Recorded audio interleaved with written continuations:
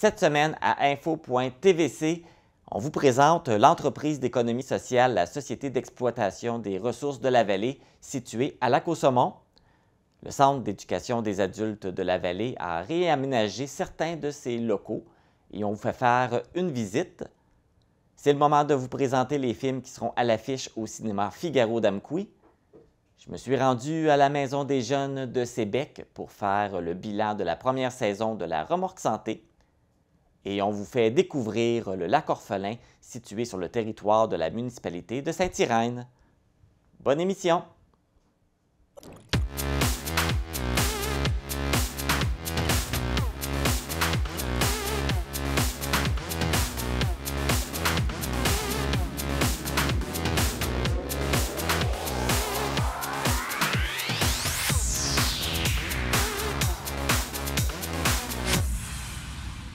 Ici Marc Baudouin, bienvenue à info.tvc, édition du 11 novembre.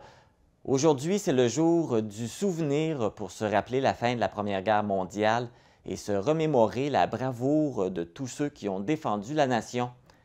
Pour l'occasion, je porte le coquelicot, symbole de cette journée. Débutons l'émission avec les actualités matapédiennes. Un accident est survenu dans la nuit de lundi à mardi à l'usine de bois d'œuvre Cédrico à Causes-Abscales. Lors de cet incident, un travailleur a perdu la vie. Il s'agit de Camille Pouliot, âgé de 60 ans, de Saint-Alexandre-des-Lacs. Celui-ci effectuait des travaux de réparation sur un monte-bio au moment de l'accident. Camille Pouliot a été transporté à l'hôpital d'Amqui où son décès a été constaté. Les enquêteurs de la Commission des normes de l'équité, de la santé et de la sécurité du travail sont à colliger les faits et à analyser la chronologie des événements qui permettront de déterminer les circonstances exactes de l'accident. Toutes les opérations de l'entreprise ont été suspendues jusqu'à nouvel ordre. L'équipe de la TVC tient à offrir ses sympathies à la famille et aux collègues de la victime. Dans le cadre de la semaine matapédienne en entrepreneuriat, l'équipe de gestion de commerce du Centre matapédien d'études collégiales vous invite à un dîner-causerie qui aura lieu mardi le 15 novembre de midi à 13 h. Vous aurez la possibilité de découvrir le parcours de 3 jeunes femmes entrepreneurs inspirantes diplômées du programme de gestion, soit Camille Bélanger, gestionnaire et directrice des opérations chez Bélanger Paysagiste à Amqui, Jessica Lee, propriétaire de Lee Conciergerie à Amqui, et Marie-Pierre Danjou, coprésidente et directrice générale à DVM Construction à Lac-aux-Saumons. Le dîner est sous la formule boîte à lunch qui vous est gracieusement offerte. Pour plus d'informations, vous pouvez consulter la page Facebook Semaine matapédienne de l'entrepreneuriat. Le 22 novembre prochain, de 16 h à 19 h, la Maison des familles de la Matapédia procédera à la porte ouverte de sa ludothèque. Il s'agit de son nouveau service d'emprunt de jeux de société et l'organisation d'animations ludiques afin de participer activement à l'épanouissement des familles. Ce projet est réalisé grâce à la Fondation Desjardins qui a attribué un montant de 3 000 $ dans le cadre des prix Fondation Desjardins. Le prêt de jeux de société sera offert sans frais à tous. La seule exigence est de devenir membre de la Maison des familles de la Matapédia et l'adhésion est gratuite. Pour obtenir plus d'informations, vous pouvez consulter le site www.mdfmatapedia.org. Du 14 au 20 novembre se déroulera la 7e édition de la Grande Semaine des Tout-Petits sous le thème « Rebondir ensemble » parce que les Tout-Petits ont aussi des droits.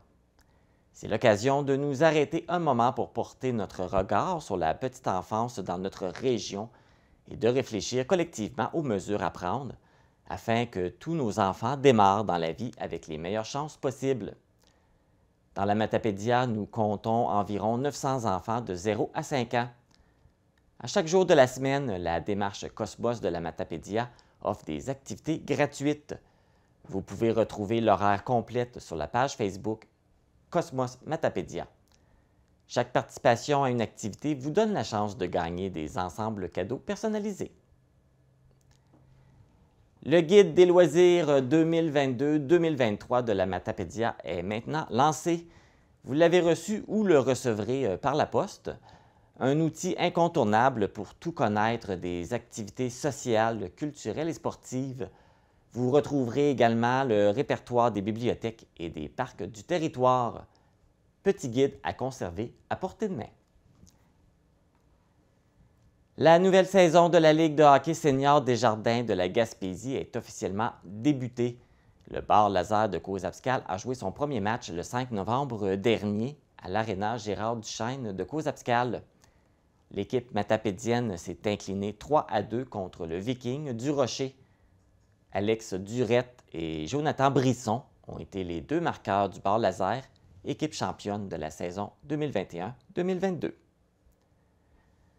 Du côté de la Ligue interrégionale de hockey féminin, les Cyclones, qui représentent le Bas-Saint-Laurent dans la catégorie M18, ont affronté les Citadelles de Québec à 2 reprises le 5 novembre dernier.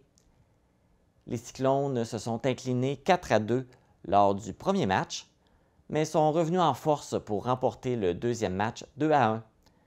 Les prochains matchs auront lieu à Québec la fin de semaine du 26 et 27 novembre. Les Cyclones vont se mesurer aux Huskies de Chaudière-Appalaches. Rappelons que 2 matapédiennes font partie de l'équipe M18 des Cyclones. Les nageuses du club de natation Nataqui ont encore une fois bien performé lors de la compétition qui s'est déroulée les 5 et 6 novembre dernier à Jonquière. Éliane Tremblay a remporté la médaille de bronze aux 100 mètres brasse. Gloriane Turcotte a mis la main sur 2 médailles, une médaille d'argent aux 100 mètres crawl et une de bronze aux 100 mètres brasse. Catherine Genois, quant à elle, a gagné une médaille de bronze aux 400 mètres QNI et Élodie Lavoie, une médaille d'argent aux 100 mètres d'eau. L'équipe composée de Alexia Boulay, Aurélie Gauthier, Catherine Genois et Éliane Tremblay a remporté la médaille d'argent aux 4 x 100 mètres libres dames. Félicitations à nos athlètes matapédiennes. C'est ce qui complète les actualités matapédiennes. Comme mentionné la semaine dernière, pendant tout le mois de novembre, on trace le portrait d'une entreprise d'économie sociale de la Matapédia. Après la pause, on vous présente la Société d'exploitation des ressources de la vallée située à Lac-aux-Saumons.